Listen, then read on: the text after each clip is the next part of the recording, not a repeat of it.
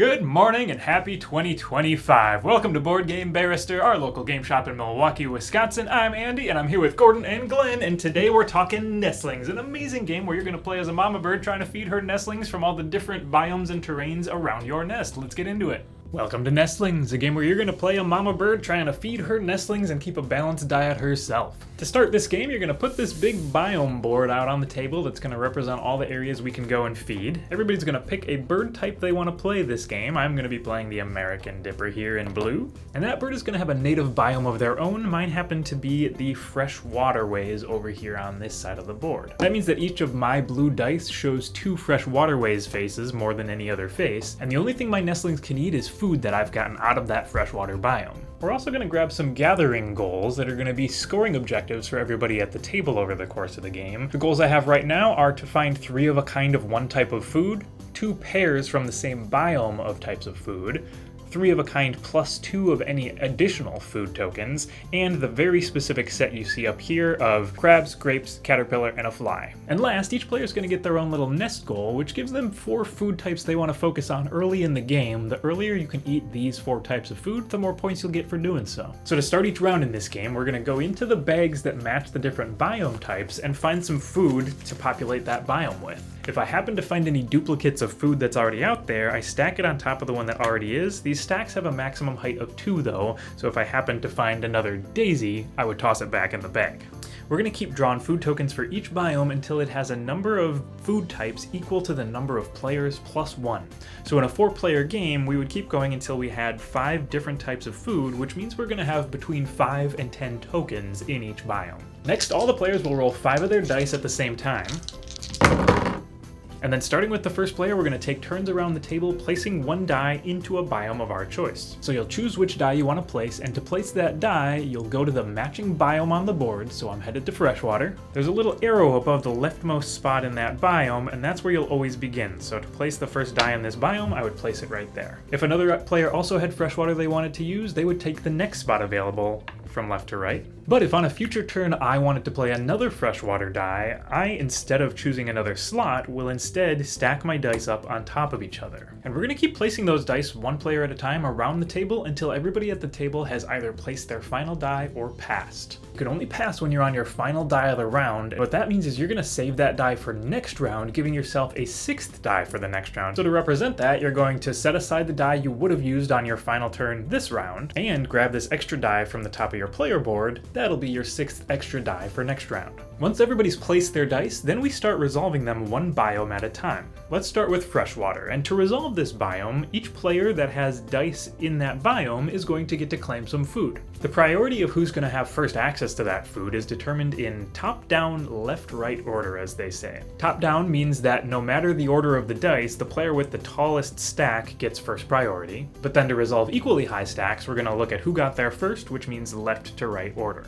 So in the case of our freshwater biome, blue and yellow both have stacks of 2, which means that they're tied for the top-down element, but blue got there first, which means that we're going to get first access. Now, being the priority player is a much more powerful place to be than anyone else in that biome, because not only do you get first access to food, you get to choose a type of food and take the entire stack of that type. So if I wanted to, I could take both of these crabs. But after you've claimed your food, you also get to remove a type of food back to the bag. So I could also send these shrimp back into the bag so nobody else has access to them. Then each other player in priority order, meaning yellow next in this case, gets to claim 1 type of food. No removing for them, they just get to claim a stack. And green would be our last and final one in the fresh water.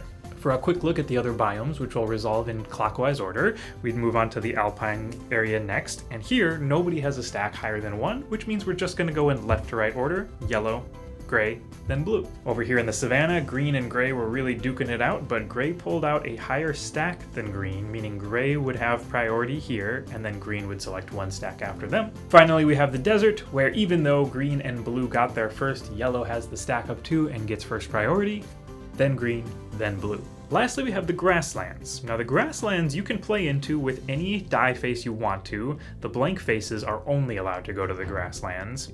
And grasslands give you access to the food types that are left over from all the other biomes. So we're going to resolve grasslands last every single round. And those players in the same top-down, left-right priority order will select 1 type of food from any biome where it's left over. The player who gets there first also gets to be the first player for next round.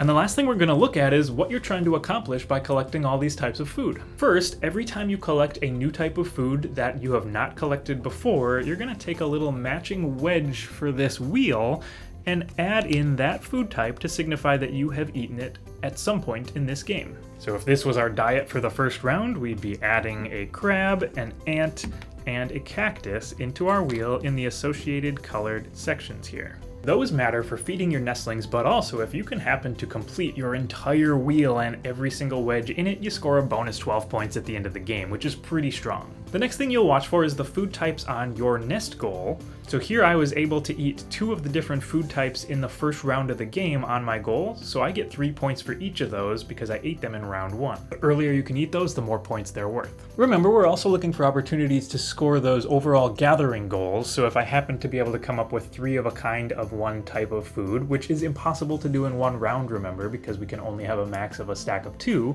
so maybe next round if I came up with 3 of a kind, I could score points for that. And then lastly, you are looking for opportunities to, of course, feed your nestlings because they need to eat. Anytime you gather food from your native biome, so like my crabs from my freshwater biome, I have the option to immediately feed them to my nestlings, which will discard them, but it's going to score me some points and is often worth doing.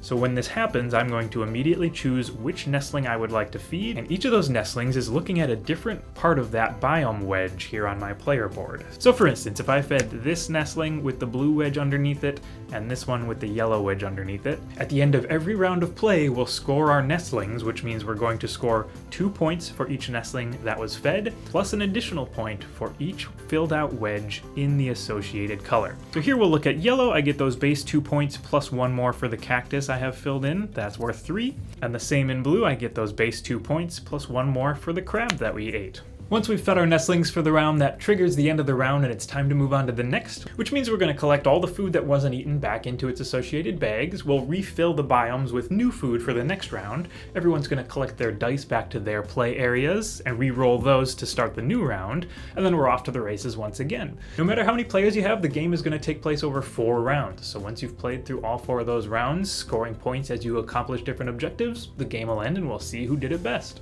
Alright, so this was our first time opening up the box of nestlings, learning how to play and getting a full game in, and you know, when you open the box, there's a lot of really pleasant looking, colorful pieces that makes it look like it's going to be nice, simple game to pick up and start learning with a lot of really fun, colorful stuff.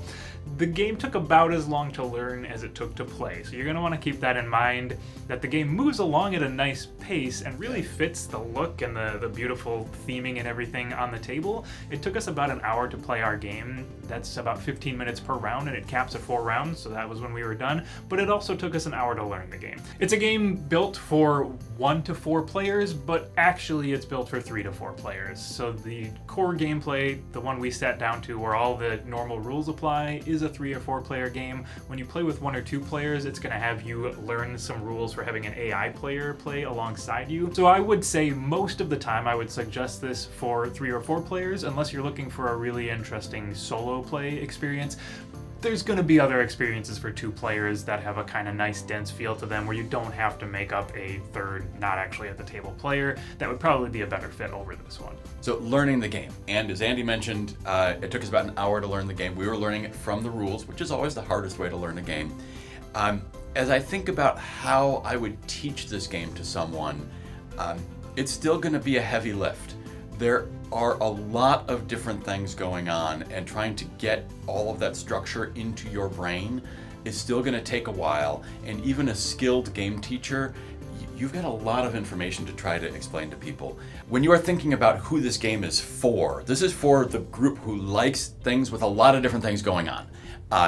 Where you are really able to focus on 2 or 3 or 4 different things. If you're really smart and can hold a lot in your brain, you can focus on, 5 or 6 different things. There's a lot going on here, and if that fits your group where you like having a lot of different stuff to consider, your rule sets are moderately complicated, this is going to be a great game for you. You'll have lots of fiddly bits, you'll have lots of different things to focus on, you'll be able to pay attention to other players or not, and feel lots of little successes throughout the course of the game, and feel like you've got lots of different opportunities to both make good plays and to recover from bad ones.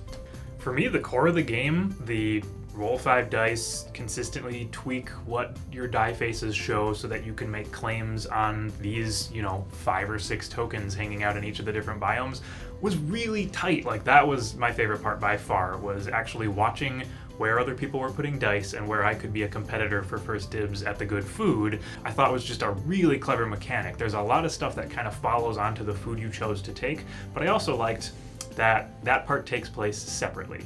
All the dice placement and kind of choosing your pecking order, pardon the pun, takes place first, and then you go through and you pick all your food and score it up and stuff like that, and the dice placement was really great.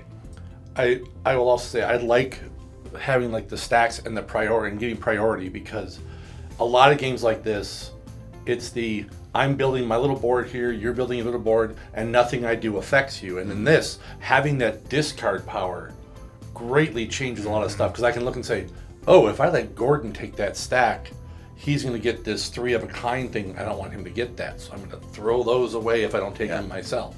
So it adds that little bit of extra thought to it. Now I really have to pay attention to what my opponents are doing, because I can prevent them from getting points. Yeah, and that type of gameplay, in my very direct personal experience, has a leveling effect for players like me. Like I'm really good at the building my own thing and figuring out how to make this all work, and like that is a real strength of mine. But when it comes into the how do I allocate my resources such that I'm going to make an optimal play based on what other people are going to do, I am not as good at that. And so like I was very often not first in the pecking order, or I thought I was going to be and then I got bumped down 1. I never got the first turn player. So things like that, I'm always like just a little step behind. And so I think that's really nice when you have that group of players of mixed abilities. Someone probably isn't good at that, and they might be good at other things, and this can kind of level out the games for them. All right, I think that does it for Nestlings. Thank you so much for joining us. We had a really fun time learning this one. We hope you had fun watching. As always, hit that like button, leave a comment if you got one. We love reading those. Subscribe if you want to see our new videos every week when we post them through all of 2025, and check out our online store. We got Nestlings in there. We got a bunch of other cool games. Thanks for this week. We'll see you next time.